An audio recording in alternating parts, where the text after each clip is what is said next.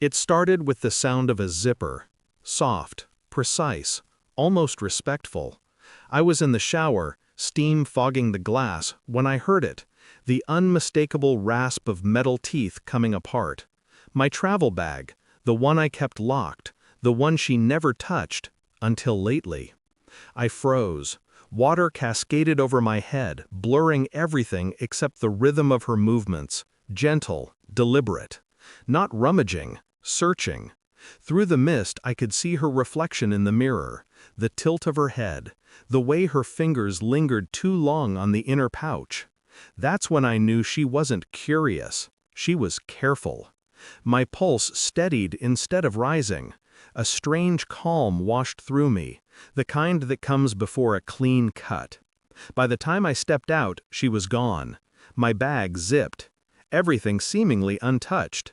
But her perfume clung to the leather handle, sweet and guilty.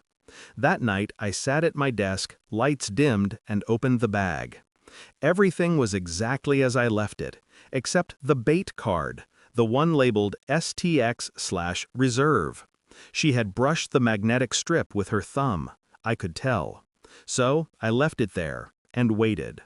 The next morning she kissed me on the cheek like always. Warm, practiced, empty. Going to yoga, she said. I nodded. Be safe. She smiled, a little too wide, then left. The door closed. Silence. Only the faint echo of her heels fading down the hall. I turned to my monitor and logged into the back end of the STX system.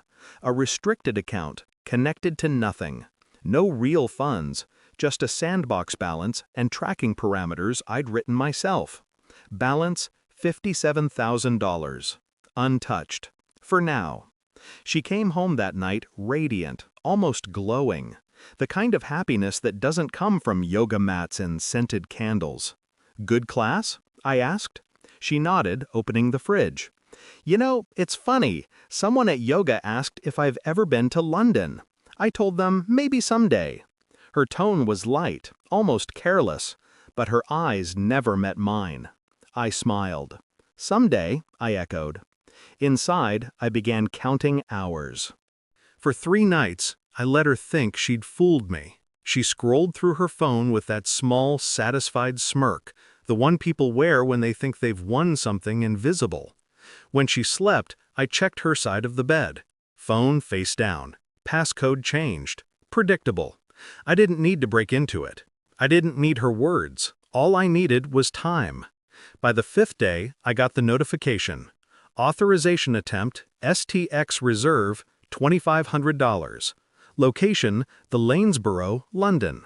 By noon, the charges multiplied. Hotel suites, first-class flights, 2 tickets, luxury spas, candlelit dinners for 2. The total, $48,700. It wasn't even the money. It was the carelessness, the arrogance. She had planned it for weeks, I realized, the way she'd been saving travel photos, researching resorts, pretending to meditate. Every lie had a rhythm. I just hadn't been listening. So I watched, silently, tracked every transaction, every digital footprint. Her lover's name popped up in one of the reservations, Thomas Ward, her colleague, the one she barely talked to. They were in London by midnight. She posted nothing, not a photo, not a story. She was too smart for that. But she forgot one thing. I built the system she used to betray me. A week later, she came home, tanned, smiling, draped in luxury like a souvenir of deceit. She tossed her bag on the couch and stretched. God, that spa retreat was amazing! You'd love it there, babe. I really needed that detox. I watched her, the way she looked around, subtly checking if everything was as she left it. It was. I poured her a glass of wine, set it in front of her. Glad you enjoyed yourself. She took a sip. You're not mad I went alone? I smiled. Not at all. Her eyes flickered. Confusion, then relief. I turned my laptop toward her. A single document was open. Transaction logs, geolocation pings, hotel reservations, her name, his name, dates, receipts. And at the bottom, note, test environment, no real funds processed. Account flagged for fraud simulation. Her smile died mid-breath. She blinked. Once, twice, then whispered, What is this?" I leaned back. "The card you used wasn't real. The $57,000 didn't exist. You stole from air." She stared at me, eyes hollow, mascara trembling. "You're lying!" "No," I said softly. "You are." She lunged for the laptop. I closed it gently. Her voice cracked. I didn't mean to." "Stop." My tone was calm, detached. I'd rehearsed this moment in silence for days. I slid an envelope across the table. Inside, printed screenshots, timestamps, and a single photo of her with Thomas, hand in hand at Heathrow. "Keep it," I said. "You'll need it for your story."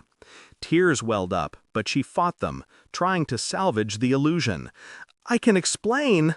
"I don't want explanations," I interrupted. "I want distance." Her mouth opened, closed. She looked around the house like it might defend her. "You set me up." "No," I murmured. "I gave you a choice. You made it." She stared at the floor, breathing fast. The image of control shattered. "I transferred your things to your sister's place," I said. "Keys are by the door.